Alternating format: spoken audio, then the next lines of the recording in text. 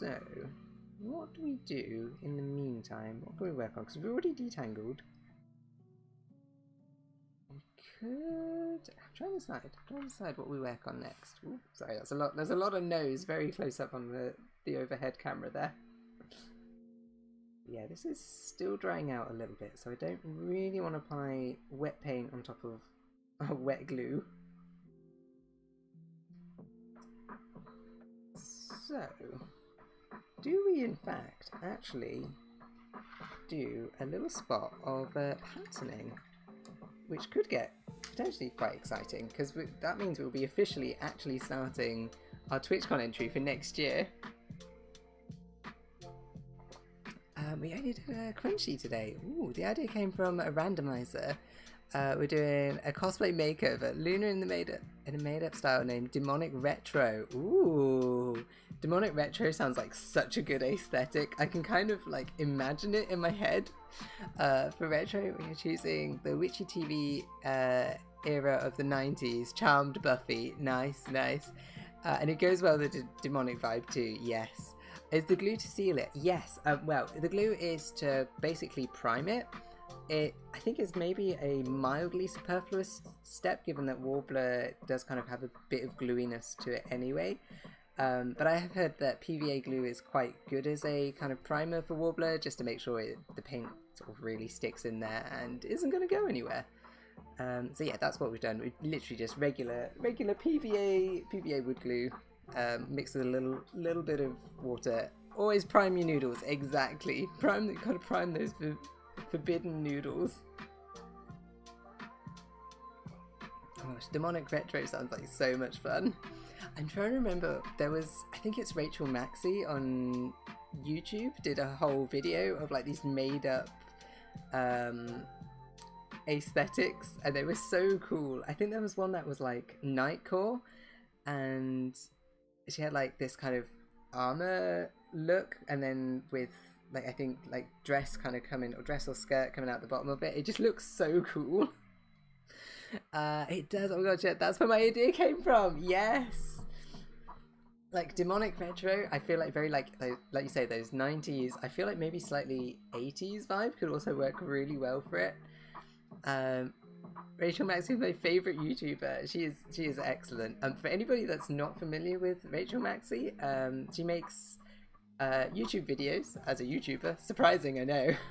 And but her thing is kind of making lots of does a lot of sewing, a lot of crafting on her channel, and they're always very aesthetic. They're very cool. And yeah, she does really cool stuff, and one of these videos was these kind of made-up genres of made-up aesthetics, and yeah, she just made like an outfit or a couple of outfits for each one, and I remember watching it and just enjoying it immensely. I've not caught up on any of her more recent stuff. I need to get back on that. Right, so we've got Danger Noodles. So if I'm going to do some patterning, I've got to do a little bit of thinking here for a moment. Because, yeah, I don't think we're going to be able to pattern that straight out. Oh, hold on. Ooh, we've got a rogue noodle. We've got a noodle that's unsticking itself. That's not good. It's not good. We've got rogue noodles. Yeah, I'm trying to remember. Do you know offhand like any of Maxie's other videos? Because I think most of the ones that I've seen have been ones where she's like making things, but I'm sure she probably does other stuff as well. You'll probably enjoy Andy Ray's OG characters when you get a chance to check her out. Wait, is this Andy Ray cosplay? Am I thinking of the same person? I was like, I'm looking if she's online. Am I confusing that with somebody? Somebody else, Andy Ray? Maybe not.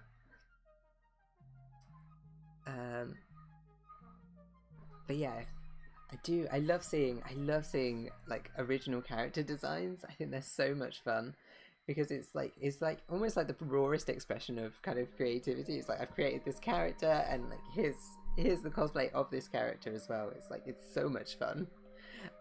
We made Maureen and got her almost to tears. Oh my gosh, amazing! Yeah, Andy Ray is like work is incredible. Because I know she entered TwitchCon I can't remember. I think it was 2019 in the SFX category, and I was like, her SFX silicon like mermaid work was just incredible. It was amazing. Sewing and crafting is most of her channel. She's doing some decoration too and cosplay. Nice. Not almost. Okay. actual tears. Bless you. That's really sweet though. I think it's a really nice thing to like really help out kind of new channels or folks that like without many viewers and stuff. It's like, yeah, just sharing that love. I think it's very sweet. Right, so I'm just gonna pick out some of these things while I muse on what we're gonna do next. Because if I'm doing patterning, this means I do need to get out some new stuff as well, which is exciting. But it also means we might have to drag out some references for what we're gonna make. So if we do, so we're gonna switch to make sure we don't accidentally show anything that we're not supposed to show. We don't want that. What we want is Dance and Gwendolyn. Yeah, she won first place. Yeah, exactly. Has come so much further in what she's done. Makes her own prosthetics now. Yeah, I think I caught a little bit or the tail end of the Vecnum look makeup stream, which was like ridiculous. We heard on today's stream that she's going to be a judge in the North America TwitchCon cosplay contest this year. Amazing! That's so cool. Oh, I'm so excited. Like, I'm really excited to see the San Diego contest like as well, because I know that there's some really incredible crafters in there. I mean, they're always incredible crafters. Speaking of TwitchCon, right? So,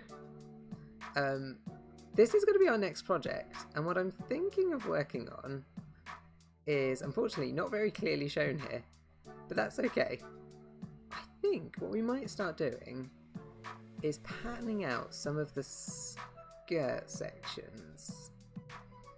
So what I'm thinking is, can you see my cursor on this? Let's see, have a quick gander. Ooh, nope, laptop please. Yes, so what I'm thinking is kind of these kind of diagonal skirt bits. I think that feels like a reasonable place to start figuring out a little bit about patterning. Oh, did I remember to turn on captions? Did I remember? No, I didn't. There we go, captions, which means it must be 5 o'clock. We get hourly notes to double check on what the caption situation is. So yeah, we might do a bit of patterning. That's gonna be quite exciting. So for that, what do we need? We need some paper. Do I have my notebook handy? Apparently not, because that would be far too organised. But we do have some paper lying around, so I think we can use that. I think we'll be okay. But yeah, I think it's really cool how the like the winners can then go on to be judges. I think that's really fun. Because it's kind of like almost like winning. I don't know. Is it like winning again? Because then you also get the trip. You don't just get the trip for the contest that you competed in, but you also get then the trip to judge. And so I think I've heard rumor that the winner from Amsterdam of the sewing category is potentially going to be a judge next year, potentially, which is very exciting. And that will be the category that we're entering this year. And like they're really lovely as well. So it's Diane cosplay. Incredibly skilled. But yeah, I can't wait to see how it goes. That's so awesome, right? At least assuming that's the case, which if that's what's happened for Andy Ray, sounds like it could be quite likely actually. So yeah, it's kind of like winning and winning again. It also makes sense then also for why they can't then enter the next year. So it's not just that then they can't like just lord it over the competition forever, it's also because they're a judge. So that, yeah, they really shouldn't be entering the cosplay as well. Right, so I'm just going to do a quick bit of sketching while we wait for these to dry off, because they're not quite ready for that base coat yet. Yeah, some more than others. But yeah, definitely that was way too wet. So yeah, while we're doing that, we're going to do a very brief bit of sketching for what we need for old Gwendolyn's skirt situation. So yeah, for anybody that is new here, we're planning to enter TwitchCon next year with Darksun Gwendolyn, and we're making an early start because I'm not the fastest crafter and we have big aspirations. Whether we pull off of those aspirations, I guess we'll find out.